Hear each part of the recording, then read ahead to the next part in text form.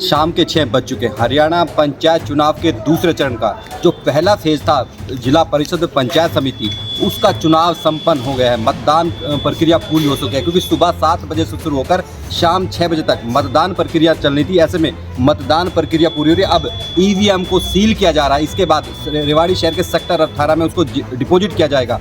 अब बता दें कि रेवाड़ी में शाम 6 बजे तक का जो आंकड़ा था मतदान का 70% अब 70% तक पहुंच चुका है। हालांकि यह आंकड़ा अंतिम नहीं है, क्योंकि अभी अपडेशन का कार्य चल रहा है। ऐसे में जो रेवाड़ी में मतदान का आंकड़ा रहने वाला है 70% से अधिक रहने वाला है।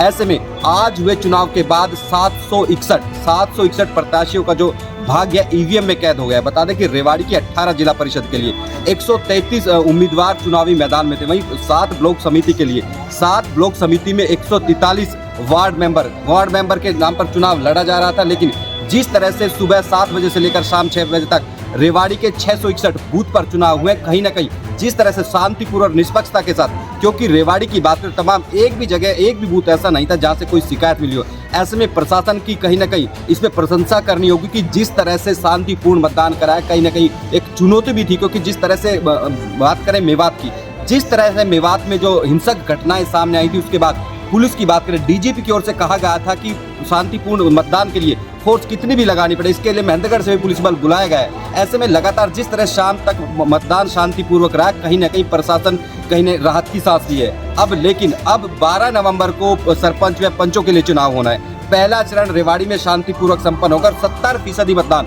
आंकड़ा 70% से ज्यादा जाएगा, क्योंकि हम बात करें शाम 6 बजे की, क्योंकि 6 बजे के बाद भी अपडेशन का कार्य चल रहा है। क्योंकि लगातार जो ऑनलाइन जो ईवीएम को अपडेट करने का काम है वो लगातार चल रहा है। हालांकि अब कहीं ना कहीं जो ईवीएम को सील करने का काम था वो भी शुरू हो गया। अब इसके बाद सेक्टर 18 कॉलेज में इसको डिपॉजिट कराया जाएगा।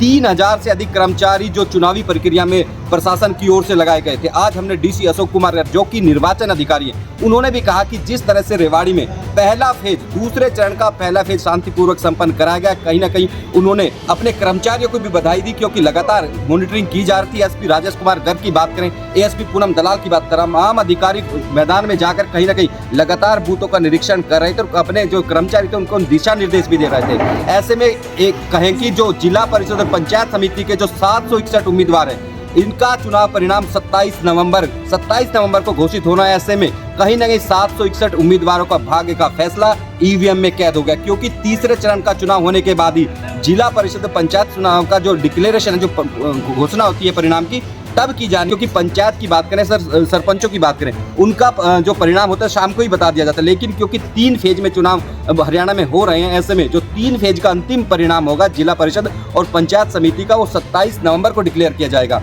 ऐसे में कहीं ना कहीं जिस तरह से पहला चरण जो कि पहला फेज था दूसरे चरण का, हरियाणा पंचायत चुनाव के दूसरे चरण का जो पहला फेज था रेवाड़ी में, वो कहीं ना कहीं जिस तरह से शांतिपूर्वक संपन्न हुआ, कहीं ना कहीं प्रशासन ने भी राहत की सांस ली है। रेवाड़ी हम अभी तक 10-12 बूथ में गए हैं, 10-12 गांव में गए हैं, और सभी में बड़ी शांतिपूर्वक मतदान हो रहा है। और पोलिंग एजेंट्स के साथ भी बात की है, सारे खुश हैं और संतुष्ट हैं, और उम्मीद है कि पंचायत समिति और जिला परिषद का जो मतदान है बहुत ही शांतिपूर्वक तरीके से संपन्न हो जाएगा। और उम्मीद ये भी है कि इसी तरीके से 12 तारीख का जो पंच और सरपंच का मतदान होना है वो भी शांतिपूर्वक तरीके से संपन्न हो।